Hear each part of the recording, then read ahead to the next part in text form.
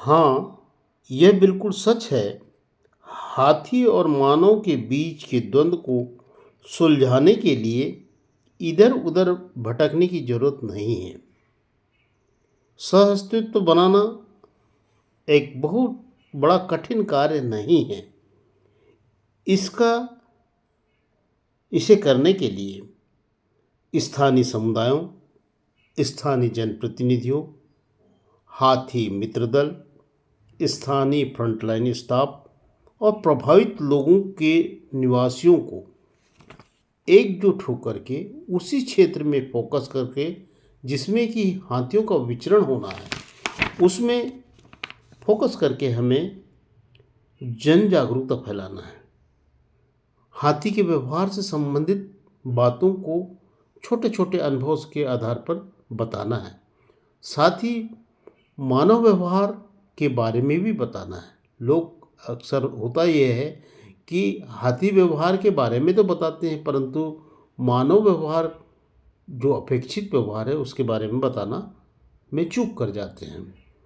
इसके पीछे तर्क यह है कि पहला तर्क तो यह है कि सह अस्तित्व की भावना जागरूक होती है। जब स्थानीय लोग हाथियों के व्यवहार और मानव के व्यवहार से चित परिचित होकर उनके विचरण क्षेत्र में उनके प्राकृतिक आवागमन के बारे में समझेंगे तो और अधिक संवेदनशील हो जाते हैं, जिम्मेदार हो जाते हैं। इससे संघर्ष होने की बजाय सहयोग की भावना क्षेत्र में मिलने लगती है। दूसरा तर्क यह है कि समस्या का व्यवहारिक समाधान है। अंचलवासी ही हाथियों के साथ सीधा संपर्क में रहते हैं। उनकी सक्रिय भागीदारी और समाधान में उनकी बातों को सुन करके संघर्ष को कम करने में मदद मिलती है। तीसरा तर्क है कि चेतना का विकास का माहौल बनता है। जागरूकता अभियान, कार्यशालाएं और संवाद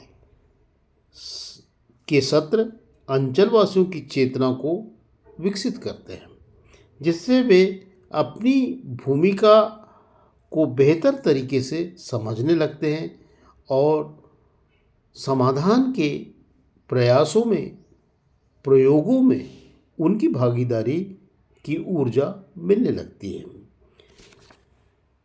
अगला तर्क है पारंपरिक ज्ञान का उपयोग। स्थानीय समुदायों के पास पहले से ही पारंपरिक ज्ञान और अनुभव है जो लगभग विलुप्त होता जा रहा है।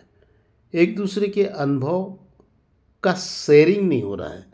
जैसे ही हम जागरूकता अभियान छेड़ते हैं तो जो पारंपरिक ज्ञान वाले लोग हैं वो बढ़ चढ़ करके हिस्सा लेने लगते हैं और हिस्सा लेने के बाद में उनकी जो भूमिकाएं होती है वह मानव हाथी अस्तित्व को बनाए रखने के लिए अत्यधिक मूल्यवान हो जाती है। लंबी अवधि में समाधान, यदि समुदाय इस प्रक्रिया में शामिल होते हैं तो स्थायी समाधान मिलता है। मीडिया की भूमिका इसमें बहुत अहम होती है। मीडिया की जो स्थानीय जनता के साथ बात करने का नज़रिया, प्रतिक्रिया लेने का नज़रिया एक अलग ढंग का होता है, जो एक पूरे तंत्र को इंटीग्रेटर का काम करता है। मेरा व्यक्तिगत अनुभव है कि जहाँ जहाँ भी मानव हाथी द्वंद्व चल रहा है, यदि सबसे बड़ी भूमिका यदि हम शासन प्रशासन के लोग किसानों के नेताओं से संपर्क बना करके इस योजना को, इस समस्या को सॉल्यूशन करने लगे तो बहुत जल्दी इस समस्या का हल निकल जाता है।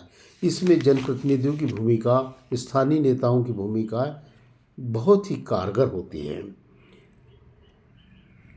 समाधान के मार्ग के लिए हमें स्थानीय जागरूकता अभियान चलाना चाहिए, शैक्षणिक कार्यक्रम में संवाद रखना चाहिए, आकाशवाणी में संवाद रखना चाहिए। स्थानीय समुदायों के बीच विचारों के आदान प्रदान करने के लिए नीतियाँ शामिल करना चाहिए और मीडिया और सामाजिक मंचों के माध्यम से बेहतर ढंग से प्रचार प्रसार करना चाहिए। जनप्रतिनिधि को इस समस्या को सॉल्व करने में जो स्वाद संवाद होते हैं उसमें सक्रिय रूप से भाग लेना चाहिए। जनप्रतिनिधियों में जनता के बीच में रहते रहते एक बहुत ही अच्छी कम्युनिकेशन की स्किल होती है। उस स्किल में यदि मानव हाथी द्वंद्व से जुड़े हुए मुद्दे की वैज्ञानिक जानकारी यदि जनप्रतिनिधियों को हो जाए तो इसके परिणाम बहुत ही सुंदर ढंग से, प्रभावी ढंग से जल्दी उभर कर फील्ड में नज़र आने लगते हैं।